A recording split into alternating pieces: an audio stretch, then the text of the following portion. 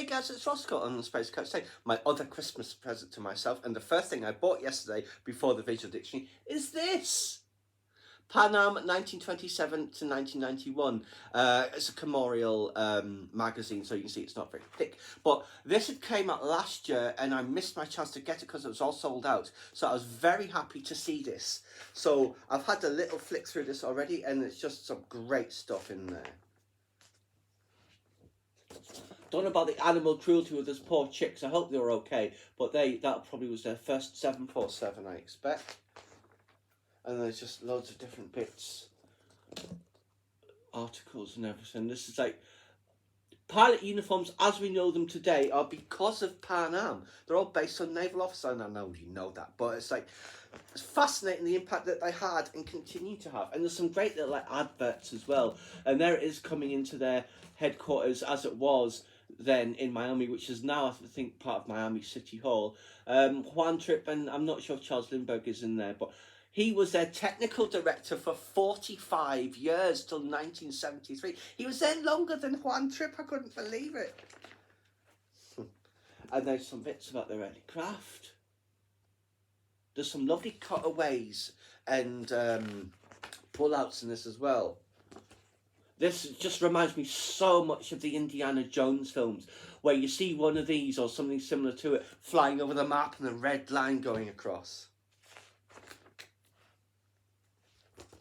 More of their flying boats. They lost 12 of, I think, their 28 flying boats. There's another lovely poster there. It looks like Rio, is it? Oh, no. The South Sea Islands. There's another beautiful one there. It's a thing I would have loved to have experienced, a flying boat. We have our first of our cutaways that I'll show you very carefully. I will open it up.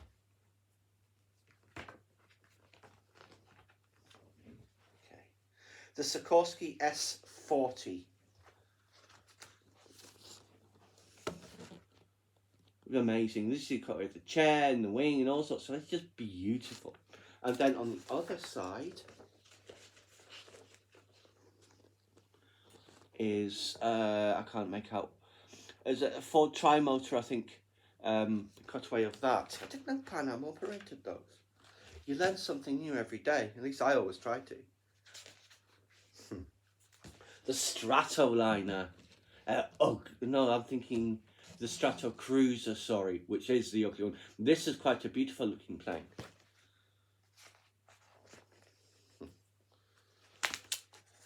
Another of their flying boats, and there's the Ford Trimotor.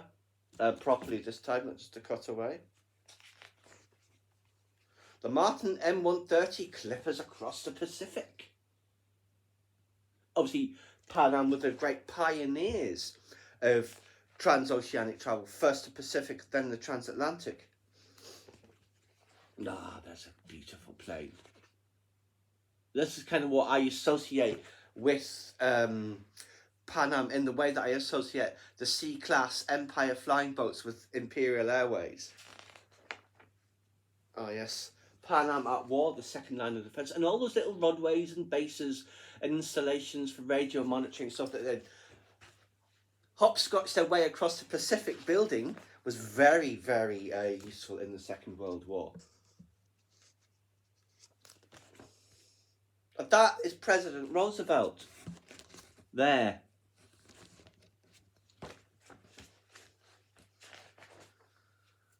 The Boeing 314, the last of the flying boats. So I haven't read all of these articles yet.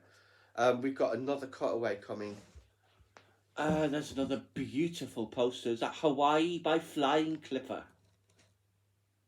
Now let's see. We should open this up very carefully. Oh, this is not. It's illustrations rather than cutaway. Oh, that's beautiful. And there's some of the onboard service you can see there as well. Then on the other side, Constellation DC-3, Stratocruiser, and that'll be when they had that commuter operation right towards the end of their time. It looks like an ATR, I assume. Yeah, ATR 42.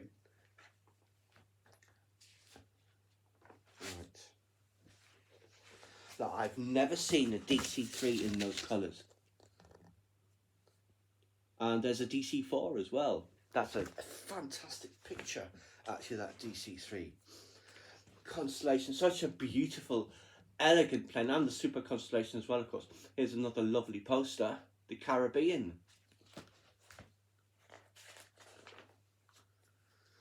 Boeing 377 Stratocruiser, double-deck luxury.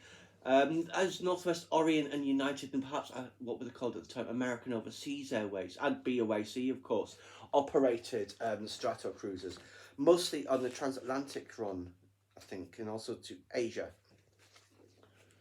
And there it is over London. Tower Bridge, that would be London Bridge, and then that is, I don't know specifically what it's called, but it's the one that goes into Cannon Street that I take every single day to work, and that will be Blackfriars Bridge. So now this is where the Shard is, and London Hall, and this is where I was going to say Windsor Castle, the Tower of London is. Assuming I'm looking at in the right sides.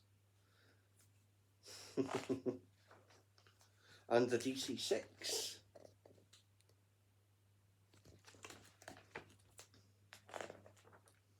And the DC-7. And you know it's going to be a DC-8 as well, because they definitely flew those. Kind of overshadowed by the 707, but they ordered more DC-8s than they did 707s. They ordered 25 DC-8s and 20 707s. There's a 727, of course, very famous in its association with Pan Am, doing all its Caribbean routes, and also a lot of the internal German services and European feeder routes from Heathrow. And we've got another cutaway coming up. Quite rare to see a 737 in their colours. They were, I think, mostly used from Berlin. And there's one of their A310s in the billboard livery. Now, let's very carefully open this up. Ah, yes. 7 foot, I assume that's the SP. TriStar 500. And then the 707 and the DC-8. And very carefully. Ah, it's beautiful. Of the Stratocruiser. The cutaway. So yes, this was a tenner and is an absolute bargain.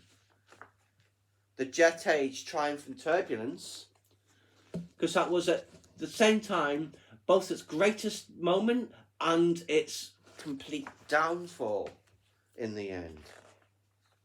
Ah, the famous Pan Am World Port, where I guess if you had to walk out to the plane, at least you were covered, unless the rain was going at an angle. There's a 707 there, and that's so 1950s.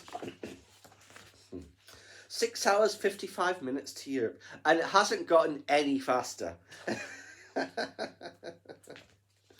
And there is the onboard service. You see the famous balloons on the bulkhead, or hot air balloons, and there is the 707. Yes, Pan Am did the handshake deal for the 707, and Boeing committed the entire future of their company on that handshake. It was a huge success, of course. And there is the 707 and several images there. Pan Am in Vietnam. That book, I mean, it was a year or two ago, Come Fly With Me, that we reviewed on the channel. It was about the stewardesses. There was a fantastic, very moving segment on the Vietnam evacuations of the children and of the soldiers going in and the others rotating out and the ones who were wounded, all sorts of stuff. Douglas DC-8, the other jet. That's a bit unfair. I mean, it was a highly successful airliner. Over, was it 552 of them sold? About half as many as the 707, of course, but still much better than the Convair, which struggled with sales. And yes, the 707, the triumph and the tragedy, because yes, there were several hijackings. Of course, there was Lockerbie as well, right towards the end of their time. But that was a symbol of America, the Pan Am 747. Like, they flew it to Moscow. It was a sign of capitalist domination. There's more of it there. And there's the SP. down at the bottom. This is upstairs. I think it's in the SP. First class down here. We've got another nice cutaway here. So let's see, what do we have? The 707. Very nice. And then here is one of their helicopters. Obviously, they flew from JFK to the Pan Am building in New York. And I can't recall if I've told you this before, but when I went to do my college year in America in 1992 to 1993, we flew to New York in September 1992, and the Pan Am building still had the Pan Am logo and word on it. But when I went back in February 1993, 4 months later or so, 5 months later, it had changed to MetLife. I did get a picture, but it was quite dark, so it's literally just like the logo Pan Am that came out in it, of that building on my first visit there. But yes, because obviously they'd only gone bust in December the previous year, and it still had its logo on it. Yes, and there is the Sikorsky's. Is it Sikorsky's, I think? And the TriStar, beautiful plane. I was fortunate to fly on a TriStar a couple of times, Air Transat and Rich International. I've told you the Rich International story many times, I think. There's the DC-10, which they inherited from National. And there is models of their supersonic planes that they wanted to order. I think it is, what is it, the Boeing, the 2707, and then the Lockheed one, which I can't remember what it was called. They never, I mean, they obviously famously had orders or options for Concorde, and when they cancelled their options for the Concorde, everyone else cancelled it as well, apart from I can't recall if it was still BOAC at the time, or if it had become British Airways and Air France. There is one of the national DC-10s, and there is the 727.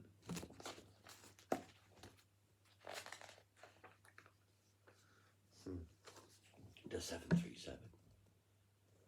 Pan Am's final year. So yes, they had the commuter operation. I think it was Florida and the Caribbean. There might have been a bit in the northeast US as well. I'm not certain. There is one of their A300s. We all know that image, sadly, of Lockerbie, and there's 3 of them. I think they might actually just be parked after the collapse. I'm not certain. But the bottom one, I'll bring it closer so you can see, I don't know if you'll make it out, has got all of the windows on the top, not just the 3 that the 100s had. Keeping Pan Am alive. This is like Pan Am 2, so a 737, I think that must be a 400. And there was that Pan Am TV show about 10 years or so ago that was... this, I don't know if they still own the Pan Am name, but it's a railroad company now. Pan Am Freight. Let's see, what does it say? Pan Am Railways, yeah. Oh, from 2006 to 2022, so someone else owns the name now. Oh, wait a second. Oh, yes. This is a, what would you call it, a female impersonator jockey of Pam Ann, who pops up on my Facebook feeds from time to time because of the association with Pan Am. And there's a bit about the surviving aircraft. There's not very many of them. The bottom, of course, is the Sophia flying telescope.